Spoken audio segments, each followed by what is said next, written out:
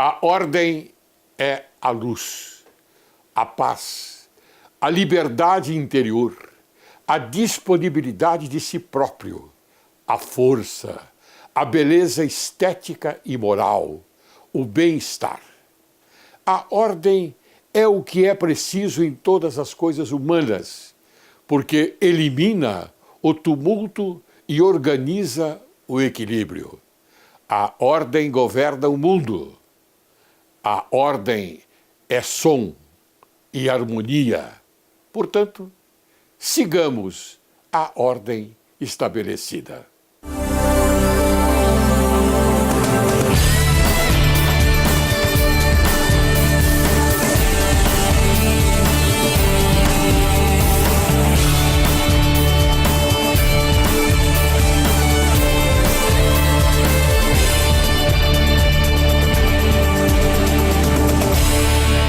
Direito e Justiça em Foco é o teu programa, é o Brasil, é o teu país. Inicio o programa de hoje com as sábias palavras de Pitágoras. Com ordem e tempo, descobre-se o segredo de tudo fazer e fazer bem. Hoje, Direito e Justiça em Foco apresenta a você, caríssimo telespectador, o Dr. Caio Augusto Silva dos Santos, que irá falar sobre o profissional de direito. Ele é advogado civilista, mestre em Direito Constitucional pela Instituição Toledo de Ensino, secretário-geral da Ordem dos Advogados do Brasil 2013 e 2018, professor de processo civil, autor de artigos jurídicos na OAB Bauru, de integrante da comissão do Jovem Advogado a presidente dela, de presidente da Comissão de Direitos e Prerrogativas a vice-presidente e a presidente da subseção. Da seccional, de professor da Escola Superior da Advocacia a coordenador de uma das regiões do Estado, de presidente da Comissão Estadual de Assistência Judiciária a secretário-geral da Ordem dos Advogados do Brasil de São Paulo. Meus parabéns, doutor Caio, e seja bem-vindo. Muito obrigado. Nós é que agradecemos a oportunidade de estar aqui para conversarmos um pouquinho sobre alguns temas. Muito bem, mas acontece que, Caio, com toda a sinceridade, posso chamar de você, de Por Caio? favor, por você favor. É tão jovem, rapaz. Por favor, doutor Laulene, fique à Aqui vontade. você esteja à vontade. Muito obrigado. E a honra é nossa em receber você, porque sabemos que você é um excelente advogado, você é um excelente profissional do direito. É assim que nós temos que fazer. Convidar as pessoas que podem passar alguma coisa para a sociedade brasileira. Esta sociedade tão carente de informações. E você veio aqui exatamente para isso, para mim te mostrar, desculpe eu aplicar esse termo, te mostrar a nossa sociedade como um homem de bem, como um profissional de bem, como um profissional que, em primeiro lugar, merece a decência de ser patriota. Não há dúvida. Defendemos sempre que o respeito ao nosso país, ao nosso Estado e às nossas instituições são fundamentais para que todos nós possamos ter uma vida em sociedade adequada. Por isso, a importância do direito na nossa vida. Muito bem. Minha reflexão. Mantenha a amizade de seus amigos. Saiba retribuir com gratidão os benefícios que recebe. Não seja ingrato. Se de alguém recebeu benefícios, não o esqueça. Não o expulse da roda de sua amizade. É importante isso, né? Não tenha dúvida. Aprendendo sempre. Aprendendo sempre. Você sabe que até hoje eu aprendo. Não há dúvida. Eu tenho cabelos brancos, você ainda não os tem. Estou em processo de aprendizado constante. Tá certo, está em processo de progressão, não é? Exato. De progressão aos cabelos. Muito bem.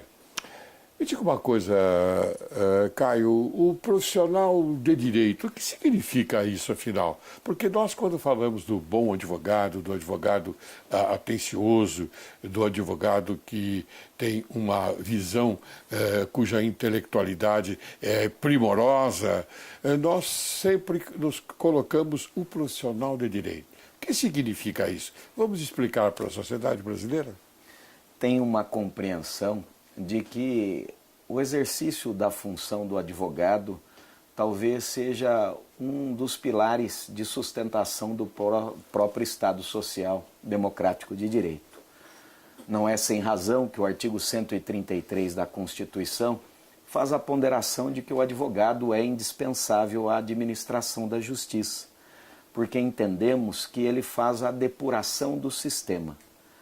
Na nossa compreensão, a maior autoridade de todas é o cidadão.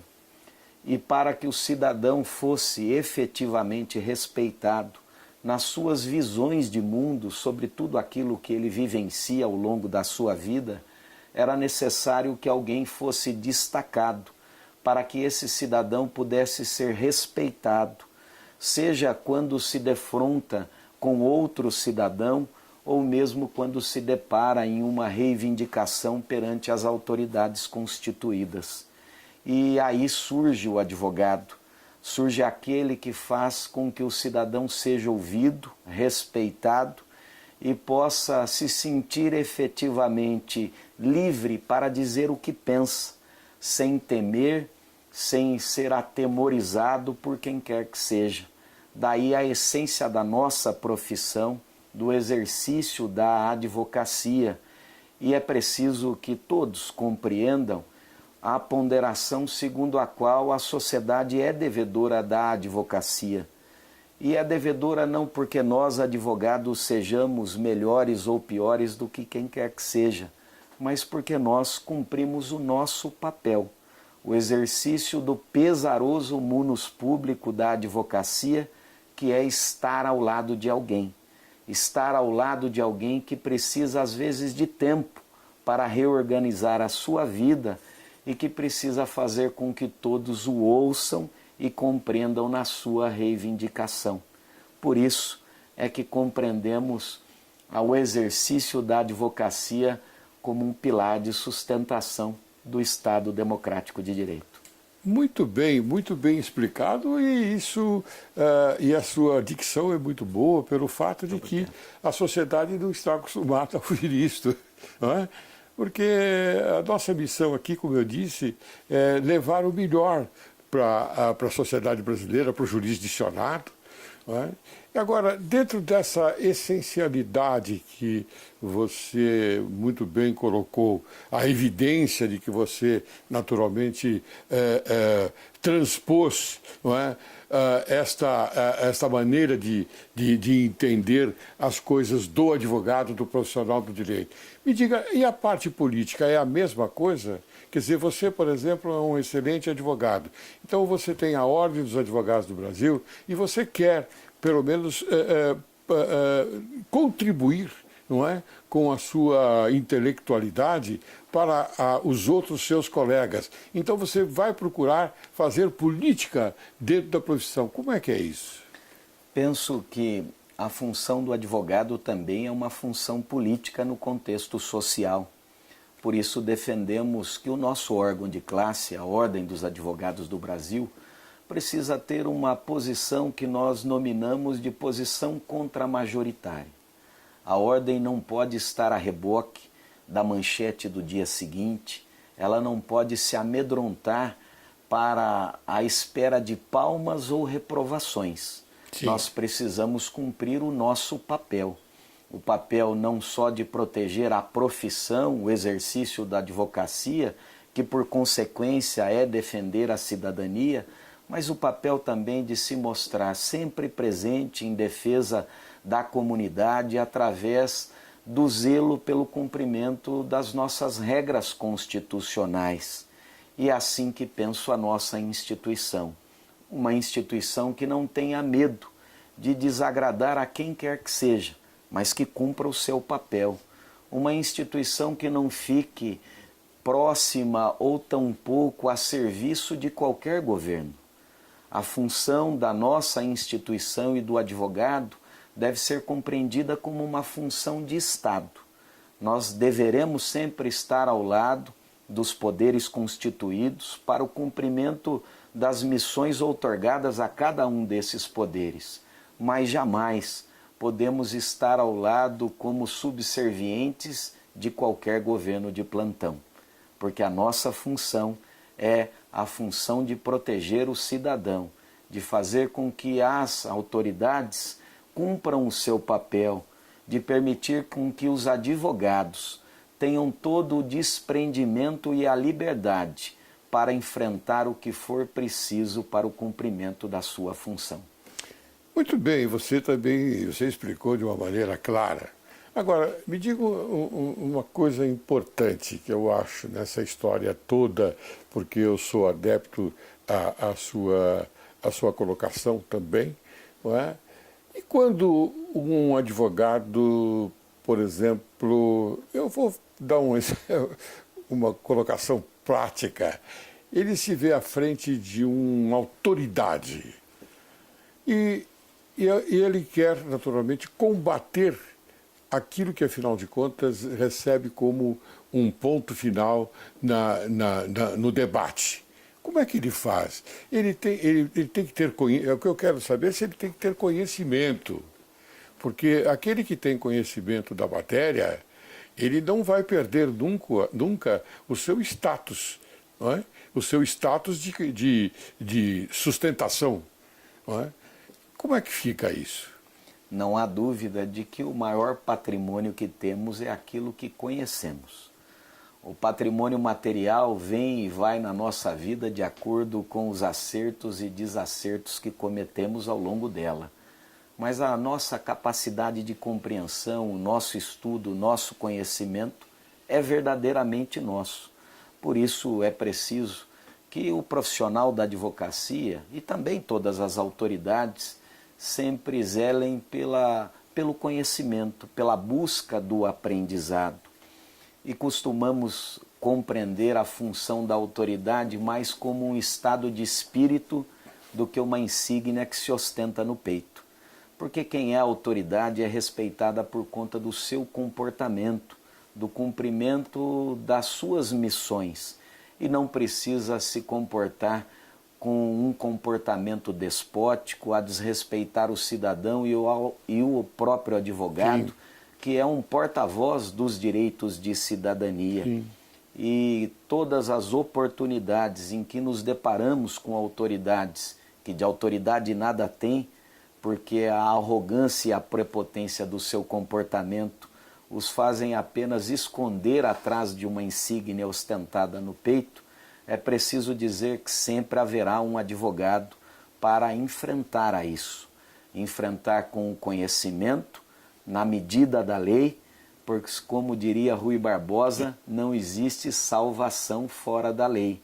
E não há quem exerça uma absoluta força para que a legislação e as regras sejam respeitadas do que o advogado. Porque o advogado se vale dela para que o cidadão que ele representa seja respeitado na medida da lei. E compreendemos que quando as regras postas já não servem mais à sociedade, que elas sejam alteradas no campo apropriado. Mas se é fato que no jogo da vida acertamos e erramos, é fato também que nós devemos respeitar as regras do jogo. E as regras são colocadas para que nós tenhamos ordem social. Sim. E os advogados são verdadeiros defensores das regras postas, certo, para que os cidadãos não sejam subjugados por quem quer que seja. E sem retaliações das autoridades, né, doutor? Exatamente, doutor. É verdade. Agora, eu vou complementar com a seguinte reflexão. Conhecimento é essencial. Mas há necessidade também de coragem? Muita coragem, né? Diz o ditado que a vida cobra a coragem das pessoas. A ousadia, né? Exato. A ousadia no bom sentido. Claro. Né? Tudo na vida é enfrentamento. Tudo na vida são vencimentos de barreiras, de etapas. E o advogado, por essência, é um corajoso. A advocacia é profissão destinada para corajosos. Sim. Porque nós sempre estamos a empunhar bandeiras defendendo as visões das pessoas sobre determinados acontecimentos. E a defesa requer não apenas obstinação, mas a coragem de enfrentar, todas as barreiras que forem necessárias para que nós sejamos ouvidos. Aliás, em um mundo democrático, é preciso saber conviver com as adversidades e também ter a coragem de enfrentar aquilo que for necessário para que todos nós tenhamos voz e vez em tudo aquilo que fazemos. Você tem razão, Caio.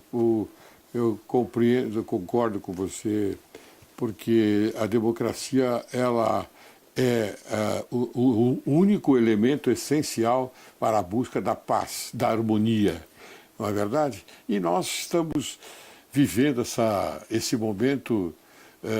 Você acha que está acontecendo um momento de transição ou nós estamos vivendo mesmo o momento da total democracia nesse país? Eu penso que ainda vivenciamos um momento de transição. A nossa democracia é razoavelmente jovem para os parâmetros mundiais, de maneira que encaro este momento que vivemos de dificuldade na quadra nacional.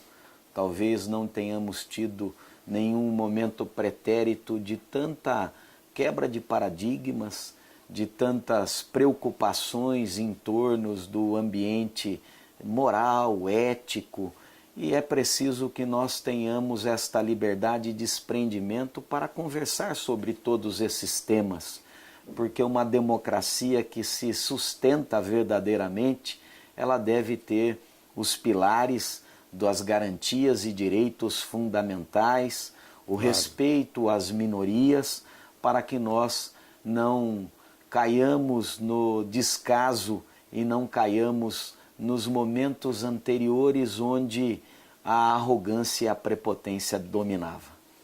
Muito bem, Caio. Eu vou agora prosseguir com perguntas que, afinal de contas, você pode responder. Pode, porque a sua capacidade intelectual é fora do comum. Eu cumprimento por isso. Muito obrigado. Porque raramente a gente consegue conversar com pessoas da sua qualidade. E isso é muito bom, porque é segurança. Porque eu, por exemplo, se for procurar um advogado e encontro você no meu caminho, eu vou me sentir muito seguro. Muito obrigado. Porque a sua capacidade é realmente bastante avantajada. A legislação prevê que presos condenados sofram limitações em seus direitos fundamentais, já que você tocou em direitos fundamentais. E o de que o cumprimento da pena deve ocorrer com descrição e sobriedade. Você concorda? Penso que aquele que comete os equívocos e que, portanto, merece a reprimenda prevista na lei, evidentemente tem alguns dos seus direitos fundamentais cerceados. E dentre eles é evidente a questão que envolve a sua liberdade, não apenas de locomoção, mas a liberdade de não mais participar durante determinado tempo do convívio da sociedade. E por isso penso que algumas restrições são necessárias, mas nós não podemos encarar isso como algo de limitação a esta grande conquista que é a liberdade de expressão. Sim. Talvez este seja um direito fundamental para toda a sociedade democrática que nós devemos sempre brigar com todas as nossas forças. Tudo aquilo que vier a limitar a nossa liberdade de expressão vai fazer com que a democracia seja diminuída. Não quero com isso dizer que nós não devamos ser duros em relação àqueles que, sob a roupagem da liberdade de expressão, acabam cometendo muitos danos e lesões a terceiros. Sim. Esses devem efetivamente responder pelos erros cometidos, pelo excesso desta liberdade, seja através das reprimendas civis ou penais que aí existam, mas penso que as limitações à liberdade de imprensa e as limitações à liberdade de manifestação de pensamento nunca são bem-vindas para uma sociedade que se quer ver verdadeiramente democrática. Esse é o ergasto de ordem civil, não é? Quer dizer, os seus direitos todos, eles são restringidos. E está certo, porque uma pena deve ser cumprida sob essa orientação. Muito bem, o Tribunal Superior Eleitoral vai usar a estratégia para ampliar a visibilidade das medidas que acenam contra a disseminação do fake news. Você entende que é necessário? Penso que sim, né? Hoje nós vivemos uma realidade virtual em tudo aquilo que fazemos, uma rapidez quanto à disseminação de informações e notícias, e sabemos o quão pesaroso são as consequências da disseminação de notícias falsas, não verdadeiras, que são utilizadas para denegrir a imagem das pessoas. Sim.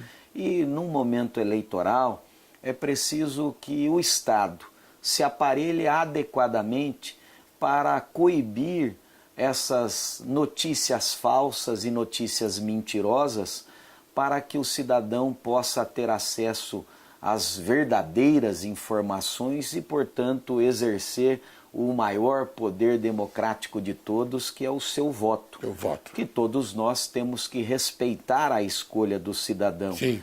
Mas é importantíssimo que o Estado se aparelhe cada vez mais para acompanhar essa rapidez no mundo virtual, encontrando medidas que, a par de coibir as notícias falsas, a disseminação dessas não-verdades, também não impliquem restrição à liberdade de expressão, conquista tão cara da nossa democracia. Muito bem colocado. Meu caro Caio, eu vou chamar um pequeno intervalo e depois nós vamos continuar com esta belíssima conversa, tá bom? Tá certo. Você aguarde, logo, logo retornaremos.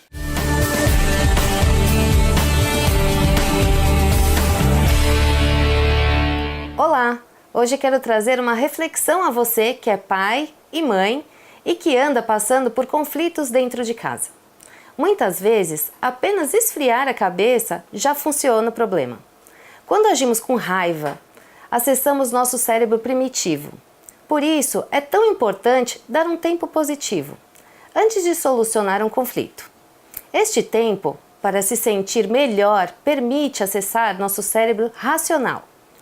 Não é eficaz tentar encontrar soluções sem que todos tenham se acalmado o suficiente. Este momento pede ainda mais esta reflexão. Obrigada e até o próximo programa.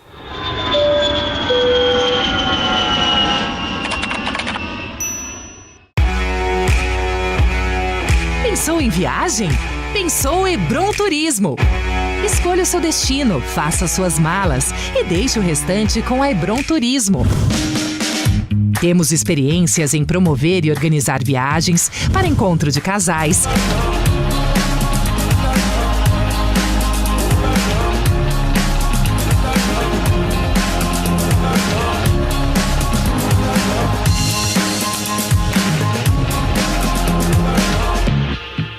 acampamento de jovens,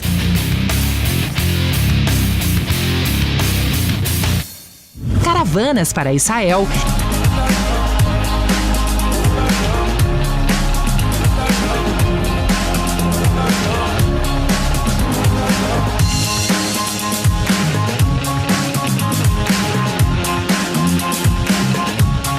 encontros de mulheres,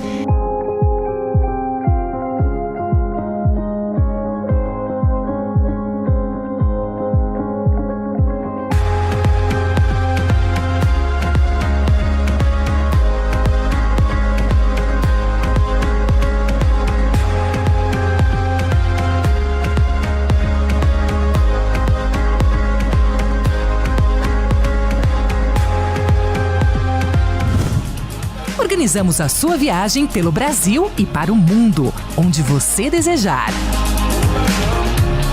Emitimos passagens e reservamos hotéis para atender a sua igreja em congressos e convenções. E ainda, intercâmbio para estudo, cursos e pacotes especiais para estudos bíblicos com professores da Universidade de Jerusalém. Venha viajar com a Hebron, a sua agência de viagens. Vantagens exclusivas, roteiros especialmente montados para atender o seu perfil. Viaje tranquilo com a Hebron Turismo. Monte a viagem de acordo com o seu perfil. Será um prazer viajar com você. Hebron Turismo.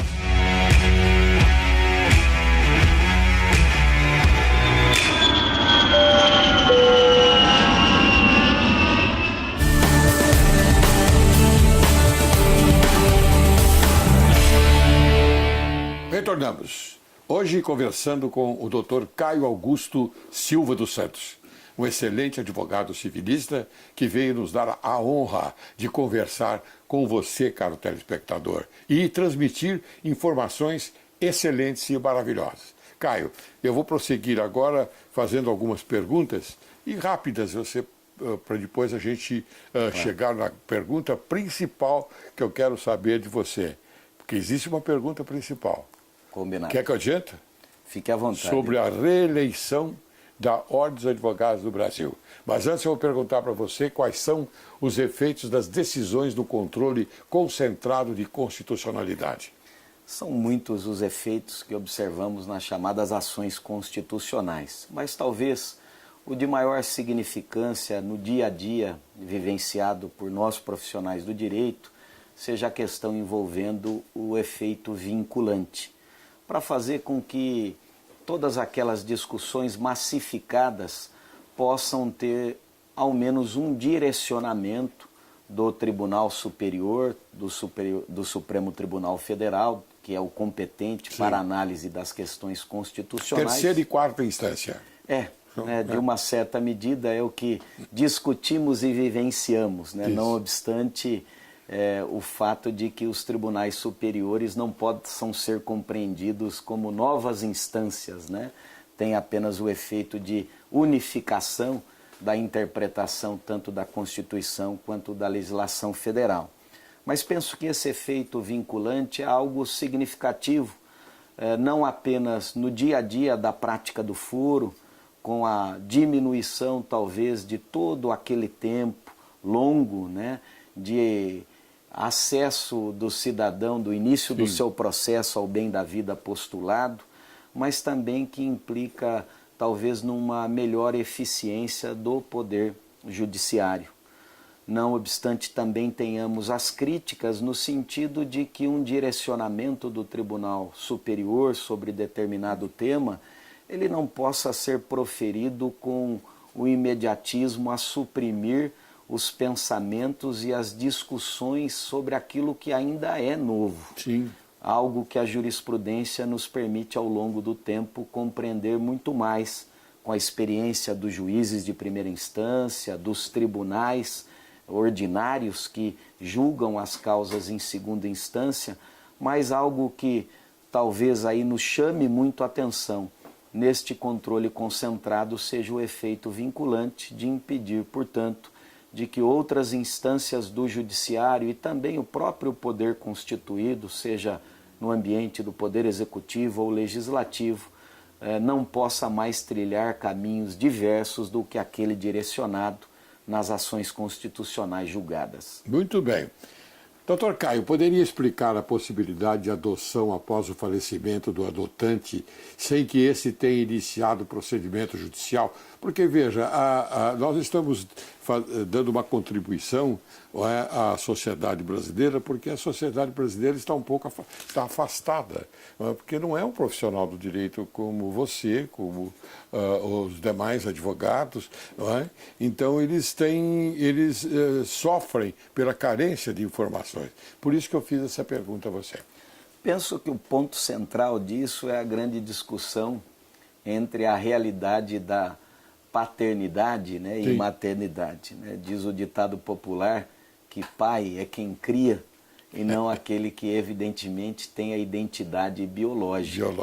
Durante muito tempo houve uma sobreposição desta verdade biológica sobre a verdade socioafetiva. E quando a teoria da desbiologização da paternidade começou a ganhar muito corpo, algumas discussões surgiram em torno disso, até mesmo no ambiente da adoção. Sim. Tentando responder à pergunta, será que aquele que viveu proximamente a alguém durante muitos anos, sendo tratado como filho identificado como filho, não poderia, mesmo após o falecimento desses que se comportaram como seus pais, tentar, junto ao Poder Judiciário, reconhecer a sua condição de filho? E hoje nós encontramos algumas manifestações dos nossos tribunais, inclusive do Superior Tribunal de Justiça, permitindo esse tipo de postulação. Algo que vai um pouco mais adiante Sim. do que aquela previsão legal da possibilidade de término de um processo de adoção que foi iniciado em vida pelos pretensos pais, aqueles que pretendem afigurar nessa condição e que tenham falecido no curso do processo. Esta nova ideia, este novo impulsionamento está um pouco além, permitindo que até mesmo naquelas ocasiões onde nós não tenhamos vivenciado o início de um processo de adoção, aquele que viveu sob a roupagem de filho possa fazer uma postulação junto ao Poder Judiciário para ver reconhecida a sua condição de filho, como se uma adoção póstuma estivesse ocorrendo. Isso somente a provocação, naturalmente, através do advogado habilitado, que se pode fazer. Provocação ao judiciário. Exatamente. Porque o judiciário não pode espontaneamente, não é, tomar essa decisão. Não. Tem que ser sempre provocado. Penso que há uma provocação necessária através de uma ação judicial por um advogado habilitado. Sabe por que eu fiz essa interferência, Caio? Pelo seguinte, porque às vezes a gente conversa com as pessoas, amigos que não têm, que estão distanciados da nossa profissão, não é? Eles dizem, mas por que o judiciário não faz isso? Porque não pode. Exatamente. Tem que ser provocado. Exatamente. Não é verdade? Muito bem. Explica os apontamentos sobre a aceleração do Programa Nacional de Ensino aos Superdotados. A questão que envolve o conhecimento, entendemos que nós não podemos impor limitações àqueles que demonstrarem capacidade intelectual que lhe permita vencer etapas, às vezes lhe permitindo ter acesso a um ensino que possa cada vez mais estimular a sua inteligência. Sim. Hoje o sistema faz uma adequação de idade, uma adequação que faz com que cada um de nós cumpramos etapas durante o ensino. Mas imagino e penso de que nós não possamos cercear o direito daqueles que, demonstrando capacidade intelectual, tenham condições de diminuir a sua etapa temporal para demonstrar o seu conhecimento. Daí porque sustentamos que os nominados superdotados possam ter acesso ao ensino num tempo mais curto do que aqueles que dependam de um pouco mais de tempo para o término dos seus estudos. Muito bem. Bem, doutor Caio, eu, durante todo esse tempo que nós estamos conversando, eu senti, não é, uma certa, com muito orgulho também, uma certa pretensão da sua parte na carreira de advogado, quer dizer, na carreira política do advogado. Quer dizer, o advogado ele sai, não precisa sair da estabilidade da sua profissão, mas ele quer se dedicar também à carreira política. E eu tenho notado que sabe que eu já fui conselheiro da Ordem dos Advogados do Brasil? Que bom, parabéns. Fui presidente parabéns. da Comissão de Prerrogativas. Parabéns. Aquela época, lá atrás, 1990, por aí. Somos devedores do seu trabalho. Olha, muito obrigado. Você é muito gentil. Mas eu tenho notado, desde essa época, que as mudanças no comando da Ordem dos Advogados do Brasil, ela não é tão generosa, ela é um pouco tímida. Aliás, bastante tímida, não um pouco, bastante tímida. Quer dizer que não se renova o quadro, não é, da direção da Ordem dos Advogados do Brasil constantemente. Aí vai a minha pergunta. Você tem alguma bandeira defendida em relação à reeleição da Ordem de Advogados do Brasil, secção de São Paulo, pelo menos? Penso que a oxigenação em todos os espaços de comando e poder são sempre importantes para que nós possamos corrigir eventuais rumos que não estejam adequados. Às vezes tropeçamos no erro cometido e não conseguimos identificá-lo. Sim. Por isso a oxigenação se faz muito importante. E no ambiente de uma seccional da Ordem dos Advogados do Brasil, por exemplo, na OAB São Paulo, defendo que é fundamental que nós façamos esta renovação. A reeleição não tem se mostrado muito boa para a advocacia no contexto da OAB São Paulo, não permitindo com que nós possamos dar oportunidade à advocacia e aos advogados de fazerem parte efetiva de uma administração. Defendemos que advogados, homens e mulheres, jovens e mais experientes, possam fazer parte da administração da nossa seccional. Daí porque defendemos que a reeleição ela não é boa para a nossa seccional.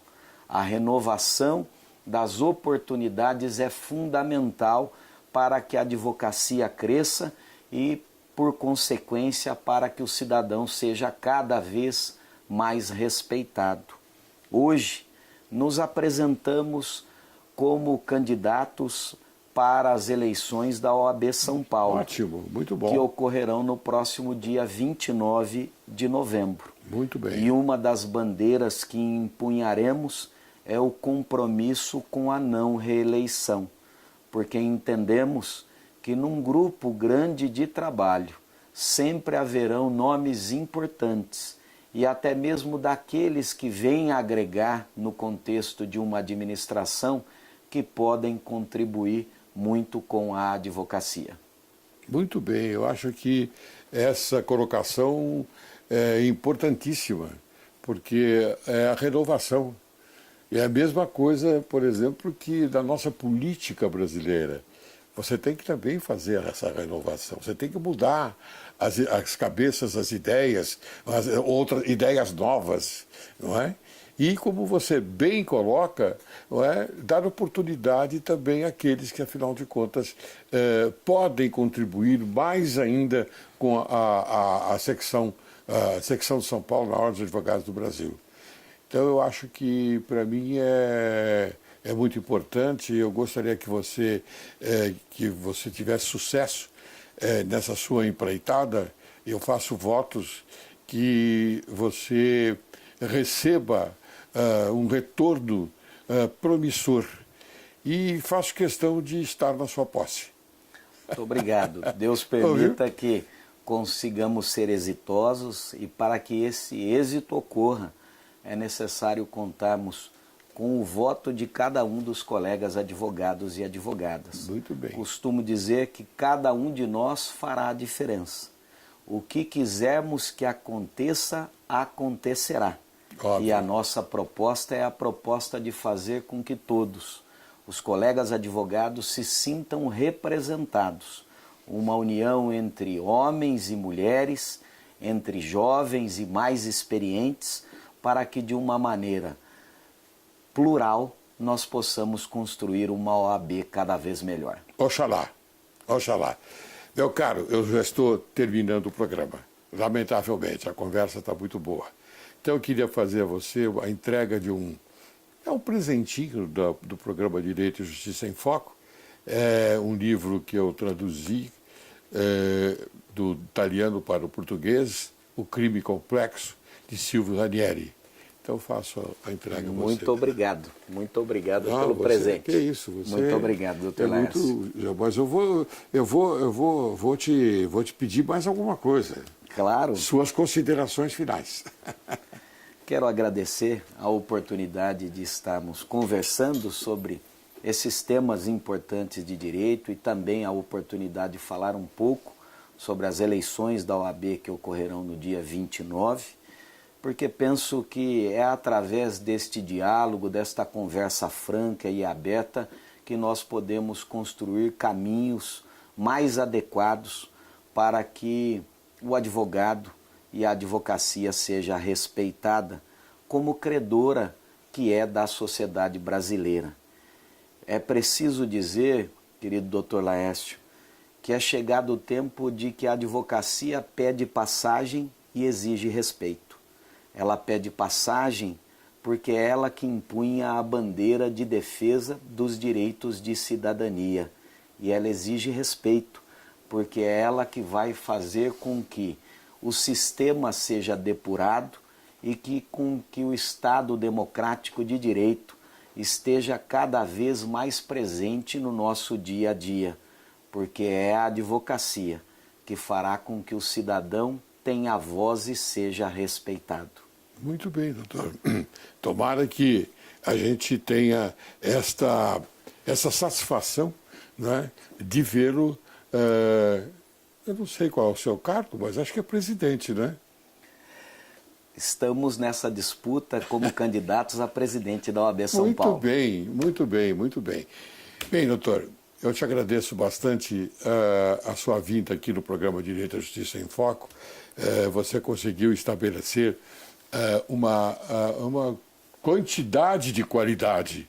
Eu já aplico quantidade de qualidade porque a gente percebe que a sua qualificação é excelente. Portanto, meus cumprimentos.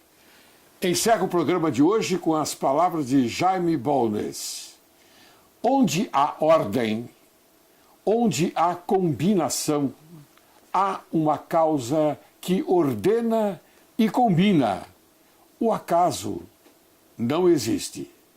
Quero agradecer mais uma vez a presença do Dr. Caio Augusto Silva dos Santos, que apresentou para o nosso conhecimento assuntos sobre o profissional do direito.